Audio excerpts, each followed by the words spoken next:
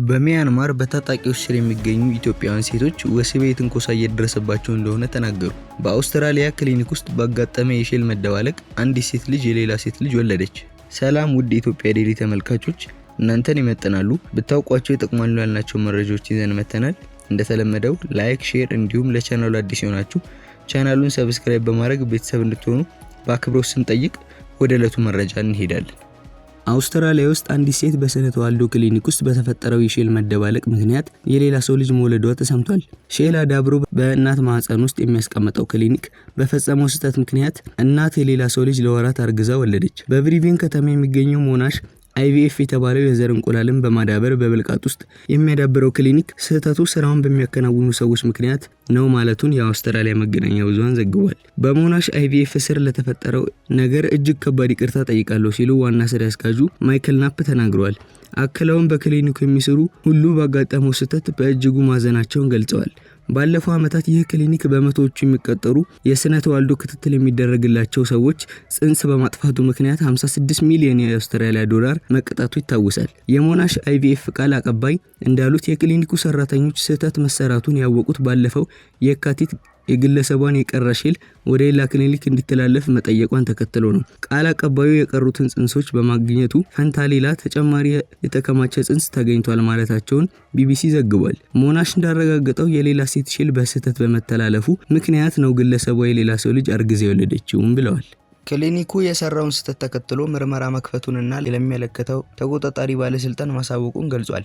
ዋና ስራ አስኪያጁ ከዚህ ስህተት ባሻገር ሌላ ተመሳሳይ ሁኔታ እንዳላጋጠመ ተናግሯል። ባለፈው ዓመት ሞናሽ IVF 56 ሚሊዮን የአውስትራሊያ ዶላር ለመክፈል የተስማማው 700 በክሊኒኩ የስነ ተዋልዶ ድጋፍ በሚደረግላቸው ሰዎች ሼል ላይ በፈጸመው ስህተት ምክንያት ነው። ክሊኒኩ በክምችት ክፍሉ ካስቀመጣቸው ሼሎች መካከል 35 በመቶ የሚሆኑት ጤናማና እርግዝና ሊፈጥሩ የሚችሉ የነበሩት ቢሆኑም ባጋጠመው ስህተት ምክንያት አገልግሎት ላይ የማይውል ሊሆን በቅተዋል። IVF አሊያም ኢንቪትሮ ፈርቲላይዜሽን ከሴቶች እንቁላል ተወስዶ ከወንድ ዘር ፍሬ ጋር እንደሚገናኝ ተደርጎ በቤተ ሙከራ ሼል እንዲዳብር የሚያደርግ ሳይንሳዊ መንገድ ነው። እንቁላሉ አድጎ ሼል ሲሆን ወደ ሴቷ ማህፀን እንዲተላለፍ ይደረጋል። ይህ ሂደት ብዙ ገንዘብ የሚያስከፍል ሲሆን ሁሌ ውጤታማ ይሆናል ማለት አይደለም። በአውሮፓውያኑ 2021 በአውስትራሊያና በኒውዚላንድ 29690 ህጻናት በIVF ተወልደዋል ይላል ከኒው ሳውዝ ዌልስ ዩኒቨርሲቲ የተገኘው መረጃ። ኢትዮጵያውያን ሴቶች ከወንጀል ካምፖቹ ከወጡ በኋላ ከአንድ ወር በላይ ለሆነ ጊዜ በታጣቂዎች ስር ይገኛሉ። በሚያንማር የሳይበር ወንጀል ካምፖች በግዳጅ ሲሰሩ የቆዩና አሁን ላይ ከካምፖቹ ወጥተው በታጣቂዎች ስር ቁጥጥር ስር የሚገኙ ኢትዮጵያውያን ሴቶች ወሲባዊ ትንኮሳ እየደረሰባቸው እንደሆነ ለቢቢሲ ተናግረዋል። ታይላንድ ስራ አለ በሚል ተታለው ከሀገራቸው እንደወጡ የሚገልጹት እነዚህ ሴቶች ወደ ሚያንማር ተወስደው በሳይበር የወንጀል ካምፖች ውስጥ በግዳጅ ሲሰሩ መቆየታቸው ይገለጻል። ሴቶቹ ማይዋዲን ከሚገኙ የወንጀል ካምፖች የወጡ ናቸው። ለደህንነታቸው ሲሉ ስማቸው እንዳይጠቀስ የጠየቁ በታጣቂዎች ስር የሚገኙ ሁለት ሴቶች ከወንጀል ካምፖቹ በሚያንማርና በታይላንድ መንግስት ወታደሮች አማካኝነት ከወጡ በኋላም ደህንነት እንደማይሰማቸው ተናግሯል። ካረን በተባለው የሚያንማር ግዛት ውስጥ የሚንቀሳቀሱ ዲሞክራቲክ ካረን ቤኔቮለንት አርሚ DKBA እና ቦርደር ጋርድ ፎርስ BGF የተባሉ ታጣቂ ቡድኖች በካምፖቹ ውስጥ በግዳጅ የተያዙ ሰዎችን እንዳስወጡ የተገለጸው ከሁለት ወር ገደማ በፊት ነበር። የሚያንማር ወታደራዊ መንግስት አጋር የሆነው ቦርደር ጋርድ ፎርስ የተባለው ታጣቂ ቡድንም ከ29 ሀገራት የተወጣጡ ከ7000 በላይ የግዳጅ ሰራተኞችን ከካምፖቹ ማስወጣቱን በወቅቱ ገልጾ ነበር። ከነዚህ መካከል ከ800 በላይ የሚሆኑት ኢትዮጵያውያን በእነዚህ ሁለት ታጣቂዎች እጅ ላይ እንደሚገኙ በታይላንድ ያሉ የእርዳታ ድርጅት ምንጮችና በታጣቂዎች ስር ያሉ ኢትዮጵያውያን ለቢቢሲ መናገራቸው ይታወሳል። በቦርደር ጋርድ ፎርስ ስር 430 ዲሞክራቲክ ካረን ቤኔቮለንት አርሚ ስር ደግሞ 430 ኢትዮጵያውያን እንደሚገኙም ምንጮቹ ጠቅሰዋል። ሆኖም የወንጀል ሰለባዎች በበርካታ የተለያዩ ካምፖች ስለሚገኙ ምን ያህል ሴቶች ወደ ታይላንድ ለመግባት እየተጠባበቁ እንዳሉ የሚያሳይ የተደራጀ መረጃ የለም። በቦርደር ጋርድ ፎርስ ስር BGF ታጣቂዎች ስር እንደሚገኙ የገለጹት የቢቢሲ ያነጋገራቸው ሴቶች እነርሱ በሚገኙበት ህንጻ የሚገኙ በርካታ ኢትዮጵያውያን መካከል 7ቱ ሴቶች መሆናቸውን ጠቅሰዋል። ኢትዮጵያውያኑ ወደ ሀገራቸው የሚመለሱበትን ቀን መጠባበቅ ከጀመሩ ከአንድ ወር በላይ እንደሆናቸው ተናግረዋል። በህንጻው ውስጥ የካሜሩን፣ የቻድ፣ የኮንጎ፣ የኔፓል፣ የፓኪስታንና የኬንያ ዜጎች እንደሚገኙ፣ ነገር ግን ኬንያውያኑ በቅርብ መውጣታቸውን ተጎጂዎቹ ይናገራሉ። በሳይበር ወንጀል ካምፖች ውስጥ ሳሉ የተለያዩ አካላዊ ቅጣቶችን ሲያስተናግዱ እንደነበር የሚያስታውሱት የወንጀል ሰለባዎቹ ከዚህ ስነ ልቦና ቁስል ሳንድን ከወንጀል ካምፖቹ ከወጣን በኋላ ለወሲባዊ ትንኮሳ እንደተዳረግን ነው ይላሉ። በዚህ ምክንያት ራሳቸውን ለመጠበቅ ሲሉ አንድ ላይ ተሰባስበው ማደር መጀመራቸውን ይገልጻሉ። ኢትዮጵያውያኑ በህንፃው አንድ ወለል ላይ ነው ያለነው። ወደ ታችም መውረድና ወደ ላይ መውጣት አንችልም። ኮሪደሮቹ በወታደሮች ይጠበቃል። ከእነርሱም በተጨማሪም ሌሎች ታጣቂዎች አሉ የሚሉት ሴቶቹ ታጣቂዎቹ ማታ ማታ ሰክረው እንደሚመጡና በራቸውን እንደሚያንኳኩ አንዳንዴም ወደ ክፍላቸው ገብተው እንደማይወጡ ያስረዳሉ። ቢቢሲ ያነጋገራት አንዲት ተጎጂ ወደ ክፍላችን በሚገቡበት ሰዓት ወስባዊ ወሬዎችን እንደሚያወሩ መኝታችን ላይ ወይም ችቡዳችን ላይ ተቀምጠው ይቆያሉ። ልብሳችንን ነካካሉ። ከነተጥቃቸው ስለሆነ የሚገቡት ያኔ በፍርሃት እንረዳለን ስትል አስጨናቂ ሁኔታዋን ገልጻለች። እስካሁን ወሲባዊ ጥቃት የደረሰበት ባይኖርም በስጋት ምክንያት ከሌሊት ይልቅ ቀን ቀን ለመተኛት መገደዳችንን ተናግራለች። ቀን ቀን ኢትዮጵያውያን ወንዶች ስለሚንቀሳቀሱ እነሱ ይጠብቁናል ብለን ነው የምንተኛው። በስነ ልቦና በጣም ተጎድተናል ስትል ወደ ሀገራቸው በአፋጣኝ እንዲመልሱ ተማጽናለች። በደቡብ ምስራቅ እስያውያን ሚያንማር ብዛት ያላቸው የሳይበር የበይነ መረብ የማጭበርበር የሚከናወንባቸው ካምፖች የሚገኙባት ሀገር ነች። በሀገሪቱ ውስጥ የሚገኙ ቢያንስ 154 ግቢዎች ውስጥ የሚፈጸሙ የማጭበርበር ወንጀሎች በአብዛኛው የሚከናወኑት የስራ ዕድል ታገኛላችሁ በሚል ተታለው በግዳጅ ለዚህ ድርጊት በተዳረጉ የተለያዩ ሀገራት ዜጎች ነው። በማኔጅመንት በዲግሪ እንደተመረቀችና ለሽያጭ ስራ በሚል ተታላ ወደ ታይላንድ እንደሄደች የገለጸችው ወጣት ከካምፑ ከወጡ ከ40 ቀን በላይ እንደሆናቸው ጠቅሳ ከሚመገቡት ምግብና መሰረታዊ ፍላጎት እጦት ባሻገር በሴትነታቸው የከፋ ተጽዕኖ እንደደረሰባቸው እንደሚገኙ ተናግራለች። ወደ ሀገራቸው ለመመለስ ስራዎች እየተሰሩ እንደሆነ በተደጋጋሚ ቢገለጽላቸውም አፋጣኝ ምላሽ እንዳላገኙም ትገልጻለች። ከወራት በፊት በወንጀል ካምፖቹ በግዳጅ ሲሰሩ የነበሩት 138 ኢትዮጵያውያን ተለቀው ወደ ታይላንድ መግባታቸውን የገለጸች ሲሆን አብዛኞቹ ወደ ኢትዮጵያ መመለሳቸውን የኢትዮጵያ መንግስት ገልጿል። የውጭ ጉዳይ ሚኒስቴርን ጠቅሰው የአገር ውስጥ መገናኛ ብዙሃን እንደዘገቡት ከሚያንማር እገታ ወጥተው ታይላንድ ከነበሩት ኢትዮጵያውያን መካከል 132ቱ በሁለት ዙር ወደ ኢትዮጵያ ሀገራቸው ተመልሷል። ሆኖም አሁንም በተለያዩ ታጣቂዎች ስር የሚገኙ በርካታ ኢትዮጵያውያን ሚያንማር ውስጥ የሚገኙ ሲሆኑ መንግስት እንዲታደጋቸው እየተጠባበቁ ይገኛሉ። ኬንያን እና ህንድን ጨምሮ የተለያዩ ሀገራት ዜጎቻቸውን እንዳስወጡ የሚገልጹት ተጎጂዎቹ ለእነርሱ ግን ከተስፋ ውጪ የተሰጣቸው አፋጣኝ ምላሽ እንደሌለ ተናግራለች።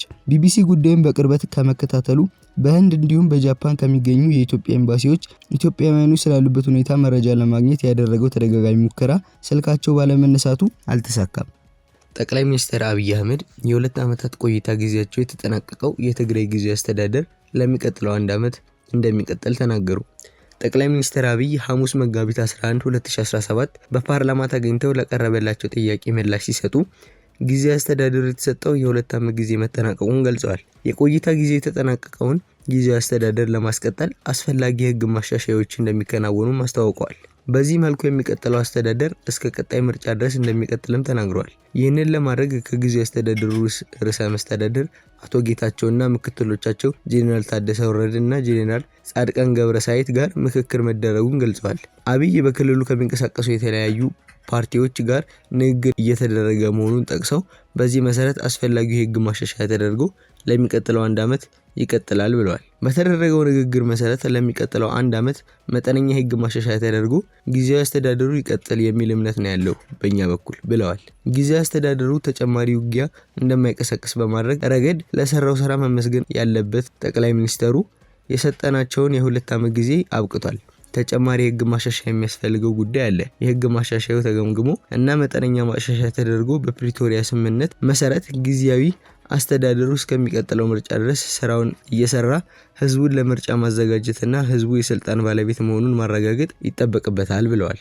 ጠቅላይ ሚኒስትሩ አብይ በዚህ ንግግራቸው በግለሰቦች ረገድ ለውጥ ሊደረግ ይችላል ያሉ ሲሆን በጠንካራ ጎናቸው ተወድሰው በደካማ ጎናቸው ተወቅሰው የሚቀየሩ ሰዎች እንደሚኖሩ ተናግረዋል። በትግራይ ክልል የተፈጠረው ፖለቲካዊ ቀውስ ተከትሎ ብዙዎች በኢትዮጵያና ኤርትራ መካከል ጦርነት ሊነሳ ይችላል የሚል ስጋታቸውን እየገለጹ ሲሆን አብይ ግን ይህንን ፍርሃት አጣጥለዋል። የትግራይና መላው ኢትዮጵያ ህዝብ ሰላም ወዳድ ነው ያሉት ጠቅላይ ሚኒስትር አብይ በትግራይ ጦርነት ይፈጠራል ብለው እንደማያምኑ ገልጸዋል። ትግራይ ለ2 ዓመታት የዘለቀው የእርስ በርስ ጦርነት ያበቃው በ2015 ዓ.ም ጥቅምት ወር መጨረሻ ላይ ሁለቱ ዋና ተፋላሚዎች ኃይሎች የኢትዮጵያ ፌዴራል መንግስትና ህዝባዊ ወያኔ ሓርነት ትግራይ ህወሓት የሰላም ስምምነት መፈራረማቸውን ተከትሎ ነበር። ይህንንም ተከትሎ ምርጫ እንዲደረግ ድረስ ክልሉን እንዲመራ ጊዜያዊ አስተዳደር እንዲቋቋም አስችሏል። ነገር ግን ከቅርብ ወራት ወዲህ በህወሓት ውስጥ ባሉ ከፍተኛ አመራሮችና በትግራይ ጊዜያዊ አስተዳደር መካከል የስልጣን ሽኩቻ ተከስቷል። ጊዜያዊ አስተዳደሩ አንዳንድ የህወሓት ሰዎች ስልጣን በኃይል ለመንጠቅ ሞክረዋል ሲሉ ይከሳል። ሁለቱም ወገኖች አንዳቸው ሌላቸውን ከውጭ ተዋናዮች ጋር ይሰራሉ በሚል ይካሰሳሉ። በአሁኑ ወቅት በአፍሪካ አንደኛዋ ስንዴ አምራች ሀገር ኢትዮጵያ ነች። ኢትዮጵያ በአፍሪካ አንደኛዋ ስንዴ አምራች መሆኗን ጠቅላይ ሚኒስትር አብይ አህመድ ፓርላማ ቆይታ ተናግረዋል። በኢትዮጵያ በዚህ ዓመት 8.4 በመቶ እድገት ለማስመዝገብ የተያዘውን እቅድ ለማሳካት ከፍተኛ ጥረት እየተደረገ መሆኑን ገልጸዋል። ባለፉት 8 ወራት የተገኘውን የኢኮኖሚ እቅድ አፈጻጸም በቀጣይ 4 ወራት አጠናክሮ ማስቀጠል ከተቻለ ከእቅዱ በላይ ማሳካት እንደሚቻልም ነው የተናገሩት። ጠቅላይ ሚኒስትር አብይ በማብራሪያቸው ባለፉት 8 ወራት የኢኮኖሚ እንቅስቃሴ በኢትዮጵያ ታሪክ ታይቶ የማይታወቅ ውጤት ተመዝግቧል ብለዋል። ባለፈው ዓመት ኢትዮጵያ 8.1 እድገት ማስመዝገቧን ያስታወሱት አብይ በዚህ ዓመት እድገቱን 8.4 ለማድረስ ታቅዶ እየተሰራ መሆኑን ገልጸዋል። ባለፉት 8 ወራት ያሉትን የኢኮኖሚ አፈጻጸሞች ያነሱት ጠቅላይ ሚኒስትሩ በእያንዳንዱ አመልካች በኢትዮጵያ ታሪክ ውስጥ ታይቶ የማይታወቅ ውጤቶች ተመዝግበዋል ብለዋል። በቀጣይ በጀት ዓመቱ ቀሪ ወራት ይህንን ስኬት ማጠናከር ከተቻለ ኢትዮጵያ የተያዘው በጀት ዓመት ከ8.4 በመቶ በላይ የኢኮኖሚ እድገት አስመዝግባለች ሲሉም አክለዋል። ጠቅላይ ሚኒስትሩ ሰው ሰራሽና የተፈጠሩ ችግሮች ቢያጋጥሙም ባለፈው ዓመት ኢትዮጵያ 8.1 በመቶ የኢኮኖሚ እድገት አስመዝግባለች ብለዋል። በመኸር ወቅት እርሻ ብቻ 4.2 ሄክታር መሬት በስንዴ ተሸፍኗል ያሉት ጠቅላይ ሚኒስትሩ በድምሩ በዚህ ዓመት ከ7.7 ሚሊዮን ሄክታር ያላነሰ መሬት በስንዴ ሰብል መሸፈኑን ከዚህም ከ300 ሚሊዮን ኩንታል ያላነሰ ምርት እንደሚጠበቅ ተናግረዋል። የውጭ ምንዛሬ ክምችት ኢትዮጵያ በአሁኑ ወቅት ያላት የውጭ ምንዛሬ ክምችት ባለፉት 100 ዓመታት ይዘ የማታውቀውን ያህል እንደሆነ ጠቅላይ ሚኒስትሩ አብይ ለሕዝብ ተወካዮች ምክር ቤት አብራርተዋል። ጠቅላይ ሚኒስትሩ መንግስት ከተገበረው የማክሮ ኢኮኖሚ ማሻሻያ ጋር ተያይዞ በተደረገ የዕዳ ሽግሽግ ድርድር 3.5 ቢሊዮን ዶላር ማዳን መቻሉን ተገልጸዋል። ኢትዮጵያ ከዚህ ቀደም በወሰደችው ኮሜርሻል ብድር ምክንያት ሰፊ ዕዳ እንደነበረበት አስታውሰዋል። ይህ ብድር የተወሰደው ተጀምረው ለማይጨረሱ ፕሮጀክትና ገንዘብ በቅጡ ሀገር ውስጥ መግባት ባልታወቀበት ሁኔታ እንደሆነ አስረድተዋል። ስንሟገት የነበረው ጉዳዩ ፍሬ አፍርቶ 3.5 ቢሊዮን ዶላር ገደማ ሽግሽግ አግኝተናል። ይህም በዕዳ ጫንቃችን ላይ የሚያመጣውን አዎንታዊ ተጽዕኖ ይኖራል ብለዋል። ጠቅላይ ሚኒስትሩ አንዱ የሀገሪቱ ስብራት ያላት የውጭ ምንዛሬ ክምችት ውስን መሆኑ እንደሆነ አንስተዋል። አሁን ላይ ግን ኢትዮጵያ ከ6 ዓመታት በፊት በ2011 ዓ.ም ከነበራት የውጭ ምንዛሬ እጥፍ ክምችት እንዳላት ገልጸዋል። የውጭ ምንዛሬ ክምችቱ ከ2011 እጥፍ ብቻ መሆኑ አይደለም፣ በኢትዮጵያ ታሪክ ውስጥ ባለፉት 100 ዓመታት ዛሬ ያለፉትን ክምችት ይዛ አታውቅም ሲሉ ለምክር ቤቱ አባላት ተናግረዋል። ይህ ክምችት የማይጠበቁ ጉዳዮች ሲያጋጥሙ ለተወሰኑ ጊዜ ለውጭ ግብይት የሚያግዝ የውጭ ምንዛሬ የሚያስገኝ መሆኑ ያነሱት አብይ ለሀገሪቱ ኢኮኖሚ ትልቅ እምርታና እፎይታ መሆኑን በመጥቀስ ውጤቱን አሞካሽተውታል። ይሁን እንጂ ጠቅላይ ሚኒስትሩ ምክር ቤቱ ዝርዝሩን ከሚከተላቸው አካላት ጋር እንዲነጋገር በመጠቆም ኢትዮጵያ አሁን ያላት የውጭ ምንዛሬ ክምችት ምን ያህል ጊዜ እንደሚያቆያት እንደሆነ ከመናገር ተቆጥበዋል። በሚቀጥለው 6 ወራት የህዳሴ ግድቡን ሪቫን እንቆርጣለን። ታላቁ የኢትዮጵያ ህዳሴ ግድብ በሚቀጥለው ዓመት መጀመሪያ እንደሚመረቅ ጠቅላይ ሚኒስትር አብይ አህመድ አስታወቁ። ጠቅላይ ሚኒስትር አብይ በምክር ቤት ከተነሱላቸው ጥያቄዎች አንዱ የህዳሴ ግድቡን ከተመለከተ ይገኝበታል። መሐመድ አህመድ የተባሉ የምክር ቤት አባል የህዳሴ ግድቡ ትውልድ ተሻጋሪና ብሔራዊ መግባባትን የሚያጠናክር ፕሮጀክት እንደሆነ ገልጸዋል። የምክር ቤት አባሉ የህዳሴ ግድቡን ግንባታ ሙሉ በሙሉ አጠናቀን ሪቫን ለመቁረጥ ምን ያህል ጊዜ ርቀት ይኖረናል ሲሉ ለጠቅላይ ሚኒስትሩ ጥያቄ አቅርበዋል። ለዚህ ጥያቄ ምላሽ የሰጡት ጠቅላይ ሚኒስትር አብይ የህዳሴ ግድብ ግንባታ ብዙ ዋጋ የተከፈለበትና አንድ ብር እርዳታም ሆነ ብድር ከውጭ ያልተገኘበት እንደሆነ ተናግረዋል። አብይ ለህዳሴው ግድቡ የሚውል ግብዓቶች ከ2 ወር ተኩል ያላነሰ ጊዜ ከጅቡቲ እስከ ህዳሴ አጅበን እየወሰድን የሰራ ነው ሲሉ ለግድቡ ግንባታ የሚውሉ እቃዎችን ማድረስ በጣም አስቸጋሪ እንደነበር አስረድተዋል። አብይ ቢበዛ በሚቀጥለው 6 ወራት በጋራ ሪቫን እንቆርጣለን በማለት ብዙ መከራ የታየበት ሲሉ የተናገሩትን የህዳሴ ግድብ መቼ እንደሚመረቅ አስታውቀዋል። መንግስት ግድቡን ለማስመረቅ 6 ወራት የሚወስደው ምርቃቱ ዝግጅት ስለሚያስፈልግና አካባቢው ሞቃታማ ስለሆነ የክረምቱ ዝናብ ስለሚያስፈልግ ብቻ እንደሆነ ገልጸዋል። ህዳሴ በሚቀጥለው ዓመት መጀመሪያ አካባቢ ታሪክ ይሆናል፣ ታሪክ ሆኖ የሚያልፍ ይሆናል ሲሉ ለምክር ቤቱ አባላት ተናግረዋል። ለዛሬ የነበሩ መረጃዎች ይህን ይመስሉ ነበር። አብራችሁን እስከ መጨረሻው ደቂቃ ድረስ ስለቆያችሁ እያመሰገንን ሌሎች የኢትዮጵያ ዴሊ ዝግጅቶች እንዲደርሷችሁ ሰብስክራይብ፣ ላይክ፣ ሼር ማድረግ እንዳይረሳ እያልን ለዛሬ እዚህ ላይ እናበቃለን። መረጃውን ሳቀበላችሁ የነበርኩት እኔ ማቲያስ ታደሰ ነኝ። መልካም ጊዜ